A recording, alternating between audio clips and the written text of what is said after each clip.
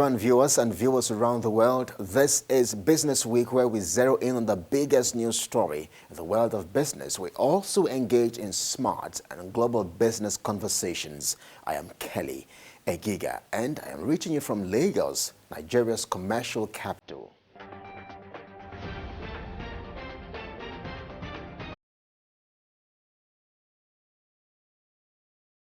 Well, thank you for joining us. In Nigeria, wheat is the third most consumed grain, and by the end of Q3 2021, the data from the National Bureau of Statistics (NBS) showed that the country imported durum wheat and mackerel worth 88.46 billion naira and 30.69 billion naira respectively from Russia. And our focus today is on the skyrocketing prices of bread, which is gotten from wheat, a staple food that constitutes a major part of the daily diet of many Nigerians, which has catered to more functional demand. This conversation will take center stage in just a moment as we highlight some of the key issues and factors fueling the cost of bread prices across the country. But let's run you through some of the stories that trended earlier in the week. Nigeria's headline inflation rose to 21.47% in November from 20.109% recorded in October. That's 21.09, representing a 10 consecutively monthly increase since the start of the year. Well, that's according to the latest consumer price index just released by the National Bureau of Statistics. On the month-on-month basis, the headline inflation rate in November this year was 1.39%. This was 0.15% higher than the 1.24% recorded in October 2022, as the increases were recorded in all classifications of individual consumption by purpose divisions that yielded the headline index. The increase in the year-on-year inflation rate can be attributed to increase in the cost of importation due to persistent currency depreciation and general increase in the cost of production. On a year-on-year basis in the month of November, urban inflation was 22.09%. This was 6.17% higher compared to 15.92% recorded in November 2022. Food inflation, a closely watched index, rose 24.13% in November 2022 from 23.72% recorded in the previous month. The rise in food inflation was caused by increases in the prices of bread and cereals, oil, fat, potatoes, yam, and other tubers. December 15th, 2022 has gone down Nigeria's history books as the day the newly redesigned Naira note was released into circulation by the Central Bank of Nigeria. But let's take a moment and see how the circulation is going and hear the thoughts of Nigerians. And compare it with the old Naira note. It says almost exactly the same thing, only that some of the color there were reduced. They changed the color. Okay? Well, for me, I like it. I like the idea. Because the fear of that new currency makes some people that are holding money, they don't know what else to do. It's not actually looking beautiful. The previous Naira note is even looking more beautiful than it. I thought I saw a post on Instagram this morning where a conductor was rejecting the new Naira note.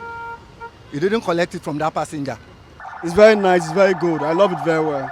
At least the government have taken a good steps on giving us something better for the country. Incidentally, I got it today, and it's beautiful. It's quite fine. The difference is that it looks more of the, this is it here, it looks more of the 15 Naira notes. I also meet with a legal practitioner, Mr. Augustine Audu, who shares his experience with me. Contrary to the news and the information in the dailies that the money is everywhere in the bank, this morning, I sent my secretary to the bank to withdraw 150,000 naira. What I saw is that out of 150 pieces, is just one new note that was included. So, if the money is actually in the bank and they intend to stop the old notes, they are not supposed to be pushing the old note again back into the economy. Rather, we are supposed to be getting the new note by today. But for Mr. Johnson Chuku, a former banker and CEO of Kauri Asset Management Limited. The policy is a step in the right direction. It was a well thought out policy. The reason is this. There are a couple of things that the new Naira note will help us fight. And if you put it beside the withdrawal limit that the central bank has also introduced. And some of the things I've always said is we've seen the cashless policy has some level of social benefit on this economy that most people tend to ignore. That the fact that we have cashless policy is one of the reasons why you hardly have armed robbers going to homes, expecting to keep cash in those homes. Well, the introduction of the redesigned Naira notes by the Central Bank of Nigeria has generated knocks and kudos for the Apex Bank from analysts and experts from many parts of the country. But it does appear that with the official release and circulation today, it does appear the decision has come to stay. Well, I've gotten access to some 500 and 1,000 Naira redesigned notes. You may want to get some.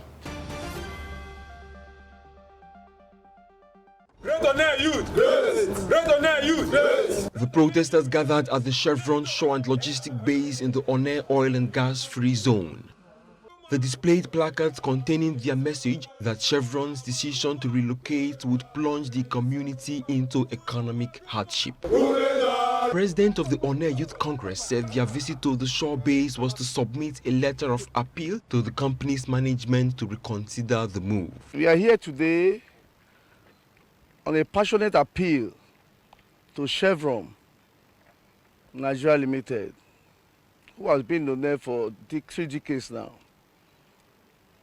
Based on the information we gathered that Chevrons are relocating from Onne, and behind the informations, we were told that maybe Onne we are hostile to companies. And we said no, it's the wrong notion about our community. Onne we are peaceful and we are open to investors. So we need to come and clear the air to let the world know, to let also Chevron understand that we are not against them. According to the group, the planned relocation also threatens to leave hundreds of youths without jobs at a time when the country is struggling with a high unemployment rate. If Chevron goes, directly or indirectly, people will lose jobs. Clients that also support benefit from will also lose their jobs. The host communities that depends on them for survival also will lose jobs. In the areas of scholarship where they also assist the less privileged, we will be disconnected. And you know what that also means. Parts of human capacity building or skill acquisitions where they aid us in some aspect of it, if they should relocate from Onne, then automatically we are denied out of that process. And it's going to cause a very serious setback to the community and also to the development of the area. The Onne Youth Congress is also asking the government and security agencies to intervene and resolve the issues for the economic benefit of the company and the community. Uche Okoro, TVC News, Onne. You're welcome back. Thanks for staying with us here on Business Week. Let's head on now to our big conversation, shall we? As inflation continues to hit the rooftop with its multiplier effect on prices of foodstuffs, basic commodities and rent, Nigerians are groaning and have continued to buckle under its excruciating weight for many months now. Nigeria, the most populous country in Africa with abundant natural resources, is the continent's largest economy by gross domestic product. And agriculture in Nigeria is so important to the economy and Nigerians. However, the country is a net importer of food and major agricultural products such as bread, semolina, pasta, and other wheat flour-based products.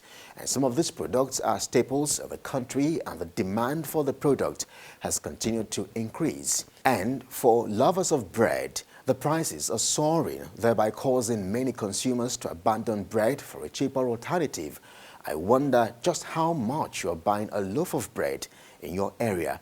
But who better to speak to about some of these issues than Engineer Ben Akak, the Chairman and Chief Executive Officer of Bengi's Group of Companies. which has more than 3 bakeries in Calabar, the Cross River State capital. Well, Engineer Akak also believes that there are key ingredients in the value chain of bread that have contributed in jacking up the cost of production.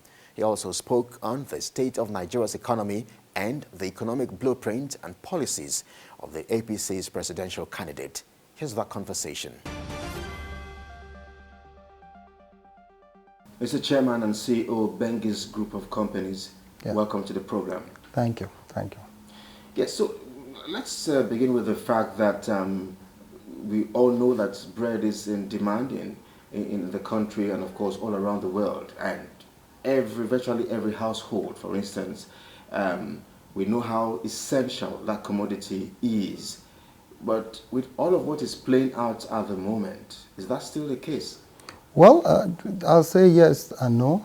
In the case, for instance, bread as staple food all over Africa, in sub-Saharan Africa, is something, it's a food that has been there from the beginning. It's one of the food that one could say that historically started with creation. So because of that, the demand will always be there because it's been there from the beginning. But looking at the economic situation, the prevailing inflationary issues in the country, the demand has really gone down compared to what should be before. And knowing too well that it should be available in every household. So that's it. So yes, the demand is a little bit high. No.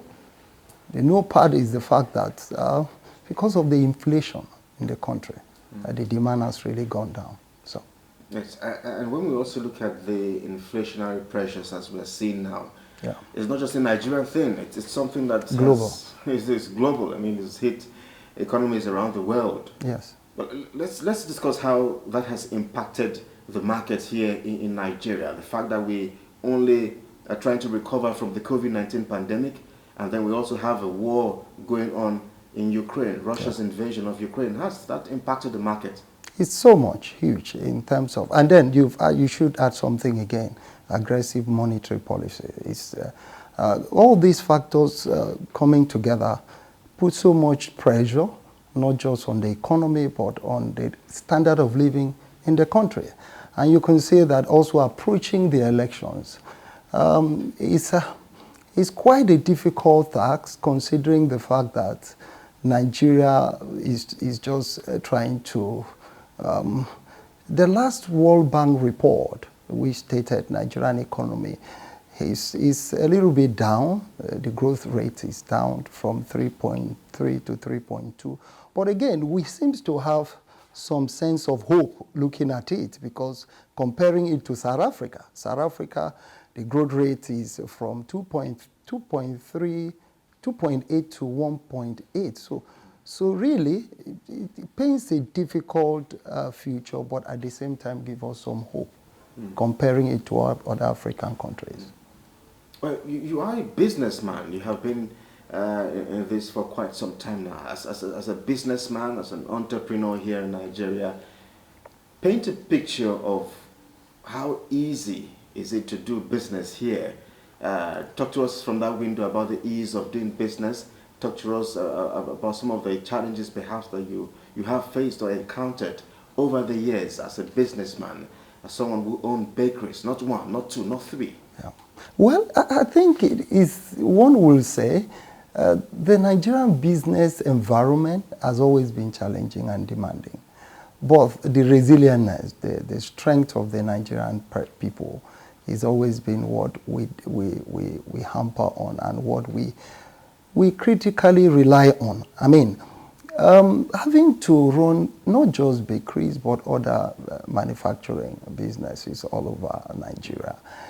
One of the major challenges we have is, of course, I talked about the aggressive monetary policy program regime that is ongoing, the inflationary rate that is ongoing, and then you also talk about lack of having the requisite manpower, the labor force to actually, run these businesses, and also high interest rates.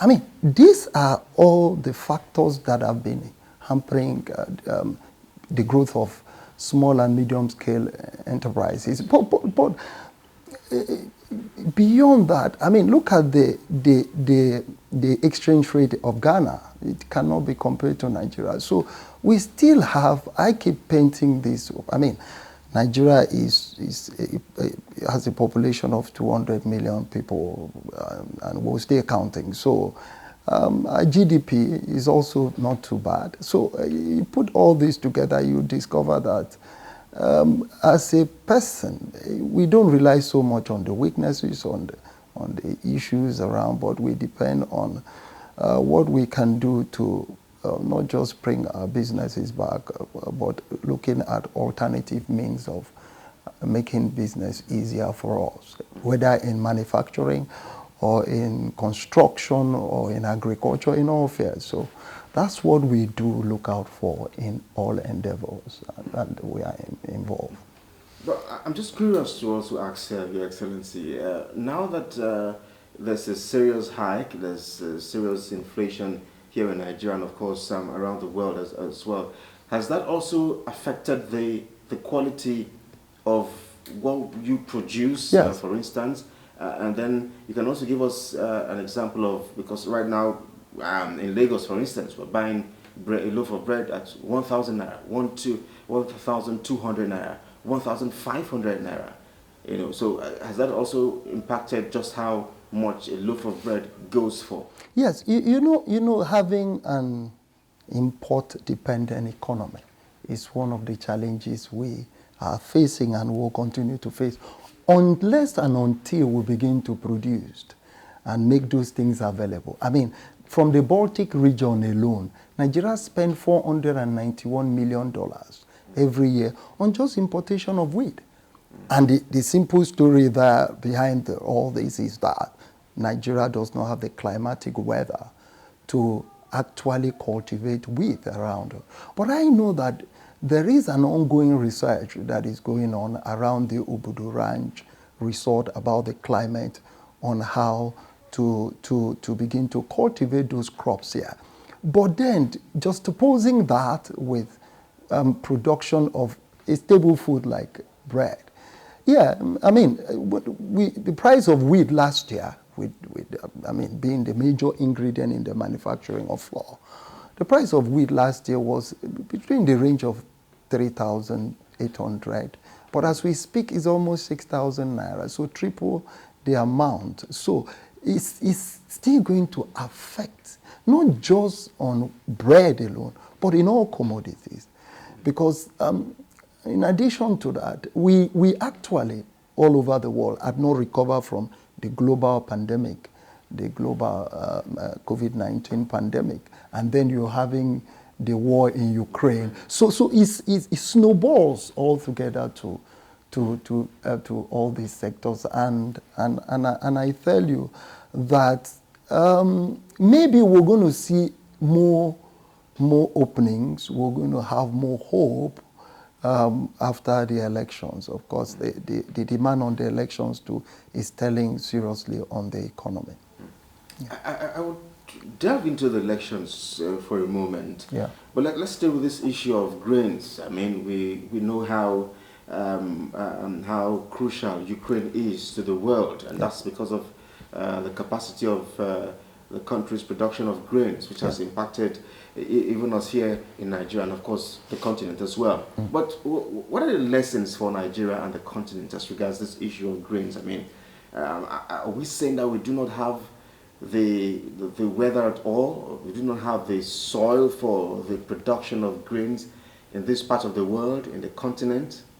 Well, I think I will say how much metric tons of grains do we import from those regions will also tell you what we need to do. I mean, Nigeria imports a total of 6 million metric tons of grains every year from, again, the Baltic region. My point here, my emphasis is we need to be more innovative. We need to look deeply. We need to be more scientific. And I think we need within, whether at the tertiary or the primary, at the secondary level, begin to put together a syllabus or put together a curriculum that encourages scientific innovation in terms of agriculture, because food is the only thing that is constant in a man's life. Every other thing has variables, but food is a constant factor. We need to, not just in Nigeria, the whole of Africa, our lands are fertile, but just that ingenuity, that innovation, that creativity, that just touch to put us in that prime position is what we are lacking. And I think leadership will engineer that. And until we have the credible leadership structure that will enhance such opportunities, we're still going to be lacking behind. Let me ask you and take you back again to issues around bread production in the country. So when you take a look at 2023, for instance, I wonder what your economic outlook would be. Do you think the cost of bread is going to surge even the more? Do you see Nigerians paying up to 2,000 naira for a loaf of bread? Or do you think things are perhaps going to get better? Well, I think we'll stay on this for a while. We'll stay on this for a while. But I think towards the middle part of 2023, we're going to have a little bit ease in terms of most of these policies must have been either rooted properly, and then new leaderships will emerge, and those leadership will give hope to the people and re-engineer another new dimension of the population looking at how governance should be. It will also bring in new thinking and new investment and will restore more confidence. I mean, most especially when it's the kind of leadership the people expect. Of course, you know how serious the international community hopes on the Nigerian election. So in 2023 and going forward, we're going to have slow growth. The growth is not going to be as we should expect. But I think towards the end of 2023, we're going to have more openings and more opportunities. And can I just ask you, Excellency, if perhaps now that we're experiencing fuel crisis across many parts of the country, long queues have emerged, and I imagine it looks like it's getting better, but we don't know. This is December, we don't know how things are going to play out in the coming days and coming weeks, perhaps. Does that in any way, will that in any way affect the cost of production of bread? That also will be, influence the cost of a loaf of bread. Yes, it will. It's already. I mean, as at last year, for instance, a liter of diesel goes for between 350 to 400 naira, but today it's triple that amount or double that amount. So, and it's not really abating, it's not reducing. So we're still seeing it going high. It's really going to, and then it brings back to the point I keep talking about, local production. We need to begin to refine our crude, and we need to, like I've said in several forums, we need to diversify our economy. We cannot run a mono economy and expect to be prosperous. The diversification will give us opportunity to invest. I mean, Saudi Arabia is doing that. They just declared $600 billion profit on the Saudi Aramco. Declared $600 billion on crude alone. And that money is injected into other alternative means of livelihood and other sector of the economy. How can we improve the ease of doing business in Nigeria? There are issues around power, there are issues around taxation, discourage the environments. Many have described it as harsh, hostile. Very hostile. How can we improve this? I think we will improve it first on getting the leadership right first. Leadership is important. And wherever you see every country that is prosperous, check its leadership. And I think no young person need to be brought on board leadership. To give that image, the Nigerian leadership structure for a while now has not had that energy, that drive, that aggressiveness to get what it matters. And since you've mentioned leadership, that of course takes me to 2023. It's just around the corner, the general elections, the presidential elections. And let's speak about the candidate of the All Progressive Congress, Asiwaju Bola Ahmed Tinubu. Let's speak about his economic blueprint as well. I wonder what kind of person, in your opinion or perspective, you think he is. And do you think with what he has done in Lagos, or what he did in Lagos as a two-term governor, he may be able to transform Nigeria's economy? Asiwaju Bola Ahmed Tinubu, extremely experienced. I mean, highly intelligent. But let me be a little bit selfish. I would say selfish. I got very appreciative of him when in his, it's not an inaugural speech. In the speech, as soon as he won the election, the primaries, he made one striking policy statement. And for us who are from Cross River, it should make us more excited in this fact that he said the economy of Nigeria will turn to Cross River. And that means the first thing he will do is the opening up of the Calabar Channel, the dredging of the Calabar River. And I think if he does that, that is going to be a boost for the economy of the country. And again, he's the man that has always matches his word with his word with his actions. Mm-hmm. He's shown that in Lagos. He's shown that he's tenacious. He's shown that he's the man that you cannot push around. He's shown that he's a pragmatic leader. He's also shown that he can call your bluff. And he has the political will to implement his agendas. And that exclusive conversation with Engineer Ben Akak, Chairman and CEO Bengi's Group of Companies, does it for us here on this edition of Business Week. Thanks for watching. I am Kelly Egiga. Bye now.